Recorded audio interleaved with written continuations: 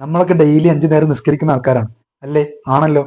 ഞാൻ ഈ പറയുന്ന കാര്യങ്ങൾ നിസ്കാരത്തിൽ പെട്ടതല്ല, പക്ഷേ ഈ കാര്യങ്ങൾ ശ്രദ്ധിച്ചാലേ നിസ്കാരം ശരിയാവുകയുള്ളൂ.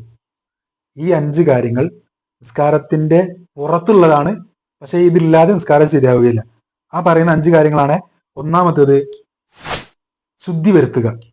ശരീരം ശുദ്ധി വരുത്തുക എന്ന് പറഞ്ഞാൽ ചെറിയ അശുദ്ധിയിൽ നിന്നും വലിയ അശുദ്ധിയിൽ ശുദ്ധിയാവുക. കുളി നിർബന്ധമായ ആൾക്കാർ കുളിക്കുക, വുളൂ നിർബന്ധമായവൻ വുളൂ ചെയ്യുക. ഇതില്ലാതെ നിസ്കാരം ശരിയാവുകയില്ല. ഇത് എല്ലാവർക്കും അറിയുന്ന കാര്യം. രണ്ടാമത്തെ കാര്യം നജസിൽ നിന്ന് ശുദ്ധിയാവുക. നമ്മുടെ ശരീരം, നമ്മുടെ വസ്ത്രം, നമ്മുടെ നിസ്കരിക്കുന്ന സ്ഥലം ഏതാണോ ആ സ്ഥലങ്ങളെല്ലാം നജസിൽ നിന്ന് തൊട്ട് ശുദ്ധമാവണം. ഏതെങ്കിലും വിധേന വല്ല നജസും ശരീരത്തിലോ നമ്മുടെ വസ്ത്രത്തിൽ എവിടെയെങ്കിലോ അല്ലെങ്കിൽ നിസ്കരിക്കുന്ന സ്ഥലത്തോ ഉണ്ടെങ്കിൽ നിസ്കാരം ശരിയാവുകയില്ല. നിസ്കാരം വെറുതെ പോകും. മൂന്നാമത്തെ കാര്യം ഔറത്ത് മറക്കുക. ഔറത്ത് മറക്കുക എന്ന് പറയുമ്പോൾ നിസ്കാരത്തിൽ സ്ത്രീകൾക്ക് പ്രത്യേകമായിട്ട് ഔറത്തുണ്ട്. മുൻകൈയും മുഖവും ഒഴികെ മറ്റെല്ലാം ഔറത്താണ്. അപ്പൊ ഇത് രണ്ടുമല്ലാത്ത മറ്റെല്ലാം മറച്ചിരിക്കണം എന്ന് പറയുമ്പോൾ കാലിന്റെ അടിഭാഗം വരെ നമ്മൾ ശ്രദ്ധിക്കേണ്ടതാണ്. അതുപോലെ തന്നെ നിസ്കാര കുപ്പായം ഇടുമ്പോൾ തന്നെ ഒരു കാര്യം ശ്രദ്ധിക്കണം. ഇവിടെ പിടുത്തമുള്ള നിസ്കാര കുപ്പായം ഉണ്ടെങ്കിലേ ശരിയാവുകയുള്ളൂ. നമ്മുടെ മുൻകൈയാണ് നമ്മുടെ ഔറത്ത്, മുൻകൈയിന്റെ ഇങ്ങോട്ടാണ് ഔറത്ത് വരുന്നത്. അപ്പൊ ഇത് നിസ്കാരത്തിൽ അല്ലാഹു അക്ബർ എന്ന് പറയുമ്പോൾ ഇതിങ്ങോട്ട് താഴ്ന്നു പോയാൽ നിസ്കാരം ബാത്തിലായി പോകും. പുരുഷന്മാർക്ക് പിന്നെ എല്ലായ്പ്പോഴും പുരുഷന്മാർക്ക് മുട്ടുപൊക്കിളിന്റെ ഇടയിലുള്ള വസ്ത്രം എടുത്തുകൊണ്ട് നിസ്കരിച്ചാലും കുഴപ്പമില്ല, നിസ്കാരം ശരിയാവും. നാലാമത്തെ കാര്യം സമയമായി എന്ന് പറയുക.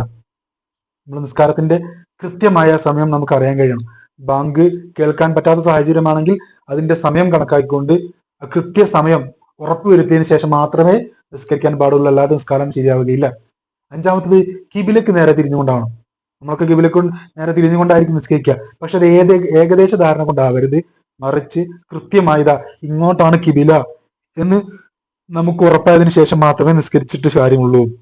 ഏകദേശം കിബില കിട്ടിയതുകൊണ്ട് കാര്യമില്ല. കൃത്യമായ കണക്ക് നമുക്ക് വേണം.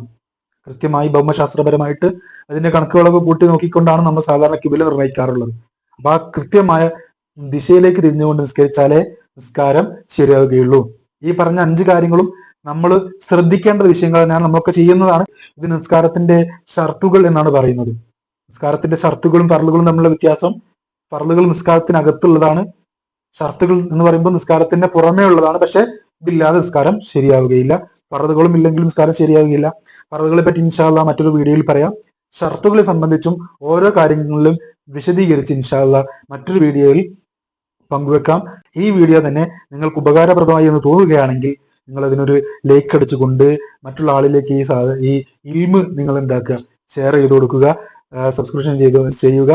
ഇൻഷാ അല്ലാഹ് തുടർന്നും ഇതുപോലത്തെ വീഡിയോകൾ ഇൻഷാ അല്ലാഹ് ഈ ചാനലിൽ തന്നെ അപ്ലോഡ് ചെയ്യുന്നതായിരിക്കും. അതിന് ലഭിക്കണമെങ്കിൽ നിങ്ങൾ അത് കൃത്യമായി നിങ്ങൾ ഈ ചാനൽ ഫോളോ അപ്പ് ചെയ്യണം എന്ന് പറഞ്ഞുകൊണ്ട് അസ്സലാമു അലൈക്കും വറഹ്മത്തുള്ളാഹി വബറകാതുഹു.